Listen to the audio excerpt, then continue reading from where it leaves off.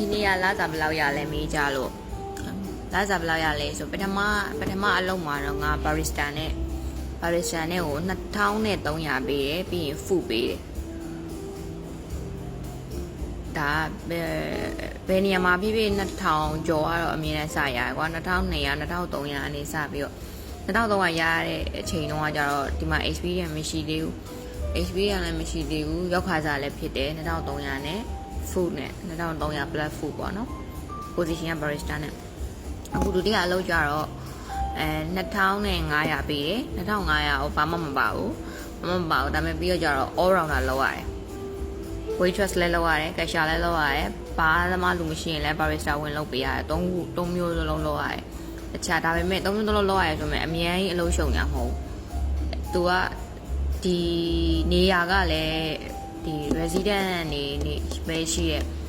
villa တွေပဲရှိတဲ့နေရာမှာရှိတာဆိုတော့သူတို့ရဲ့အယုံသွားချိန်တစ်ချိန်ရယ်ပြီးရင်နေ့လည်သမင်းစားချိန်12နာရီတနာရီအတွင်းရယ်ပြီးရင်သူတို့နောက်တစ်ချိန်ကကျတော့ဒီ သူတို့ pray လုပ်ပြီးဒီဖះเจ้าနဲ့ပြန်တဲ့အချိန်ပေါ့ဖះเจ้าနဲ့ပြန်လာတဲ့အချိန်အဲ့ချိန်လေးတော့ပဲအလုံးများကျန်တဲ့ချိန်တွေကဘာမှလုံးချင်မရှိဘူးထိုင်နေဦးမထိုင်နေလဲရတယ်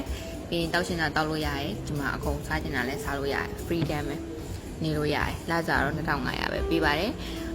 အလုံးမရှိရလဲပါတာပေါ့နော်ကိုကကြတော့လစာရချင်းမရချင်းလစာမရချင်းနေချင်းကိုဘာနဲ့တွက်လဲဆိုတော့ကိုပေးရတဲ့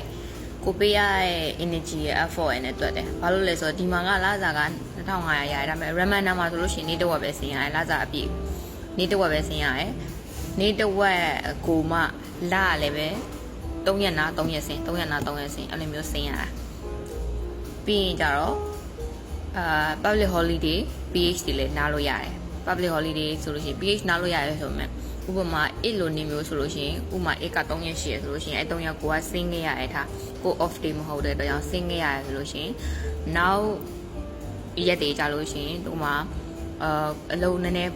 ပါတယ်ဆိုလို့ရှိရင် PH ပြင်လို့ရတယ်ခွင့်ယူလို့ရတယ်အဲ့တော့နားရက်ကိုကနားရက်ကဗုဒ္ဓဦးဆိုရင်အင်္ဂါဗုဒ္ဓဦးယူလို့ရတယ်ဗုဒ္ဓဦးစက်တာပရိယူလို့ရတယ်နားရက်မရှိနားမဲ့သူမရှိတဲ့ရက်တွေဆိုလို့ရှိရင်2ရက်ယူလို့ရတယ်အဲ့တော့ public holiday ရမယ်ပြီးရင် reminder မှာလတစ်ဝက်ပဲဆင်းရမယ်လစာ2500ဒါပေမဲ့ဘာမှမပါဘူး visa ပဲပါတယ်ဒီလိုမျိုးရှိရဲကိုကတော့ကိုပေးရတဲ့ effort နဲ့ကြိုက်တယ်ဆိုလို့ရှိရင်လစာနဲ့ကြိုက်တယ်ဆိုလို့ရှိရင်အလုပ်တွေကိုရွေးပြစ်တယ်ပေါ့နော်အဲ့လိုမျိုးပဲရွေးပြစ်တယ်ကိုကတအားကြီးလုပ်ပင်မန်းနဲ့အလုပ်ချိန်ကလည်း12နာရီဆင်းရတယ်ပြီးလို့ရှိရင် public holiday လည်းနားခွင့်မရဘူးဆိုလို့ရှိရင်တော့ဒီလစာနဲ့မကြိုက်ဘူးရွေးမှာ